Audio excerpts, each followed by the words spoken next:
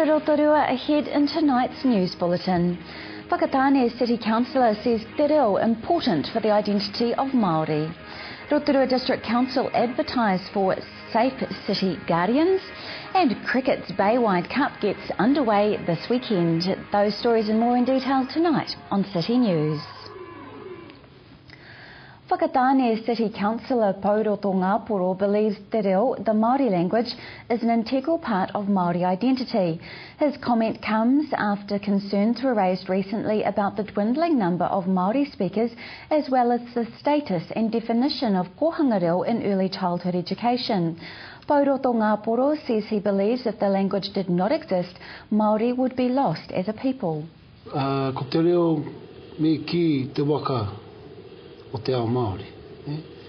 Ki te kore te reo Māori, ka ngaro tata, te iwi. Ko ngā tikanga, ko rātau ngā kōrero tohu, hai āwhina ia koe, ia hau, ia waiake rānei, ke haere tōtika ki roto i te ao huri. Kia kaua koe taka ki te he, ingari ke haere koe i runga i te huarahi o te tika.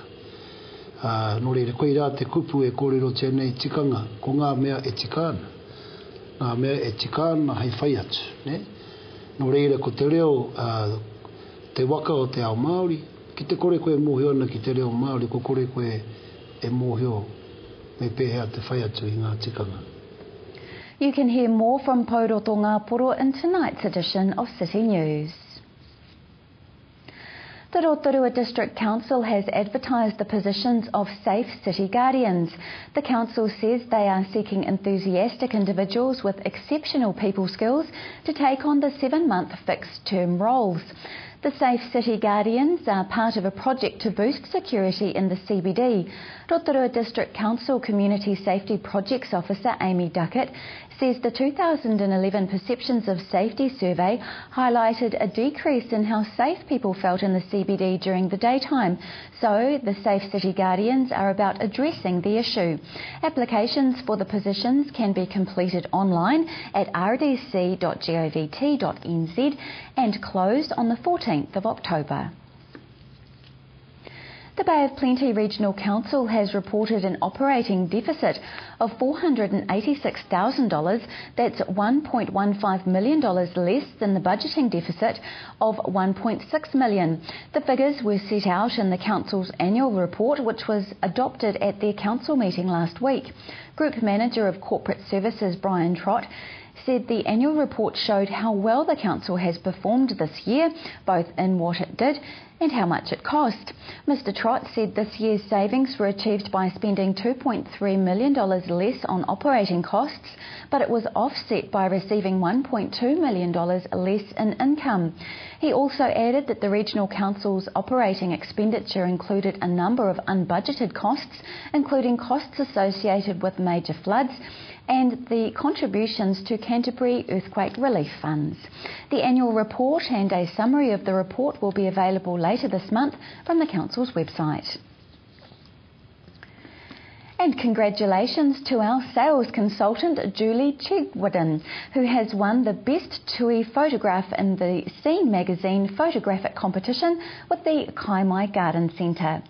Miss Chigwidden's winning photograph took out the native bird section. Julie Chigwidden says the win is a nice surprise and reward for the hours of work she put in capturing the shot.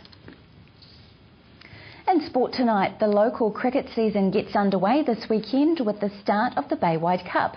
The Cup is Bay of Plenty Cricket's premier competition. Acting General Manager of Bay of Plenty Cricket, Mark Webb, says a review of the competition at the end of last season has resulted in changes to this year's format. One of the big things we had was a desire to play a longer type of cricket. So we've gone to what we call the Baywide Cup, which is one of our competitions, which is now going to be 110 overs in the day. So it's going to give them a fair bit of cricket and a fair bit of time out in the sun. The format, it's based around as close we can get to 2-day cricket as possible, but in a 1-day scenario.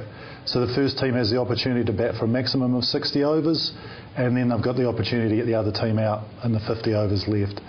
It's going to make for long days, and there's going to be a lot of onus on the teams to get through their overs quite quickly. And keep an eye out for Mark Webb, who will be reporting on Bay Cricket for City News this season. To weather now. Tonight, a few showers, easterly breeze. Overnight, a low of 7. Tomorrow, Thursday, a few showers and fine spells.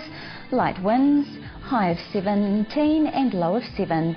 Outlook for Friday, a few showers and fine spells. Light winds, a high of 16 and low of 7. Marine forecast for Lake Rotorua tomorrow Thursday. Southeast 10 knots developing morning but becoming variable 5 knots for a time in the afternoon. Waves less than half a metre. Fine spells and a few showers with fair visibility.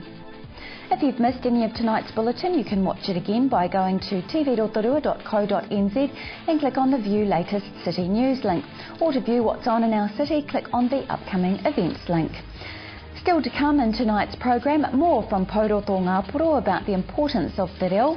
Gavin Pike talks about the closure of Mana Mental Health Services, and Israel Hawkins has news on a conference about Māori economic development.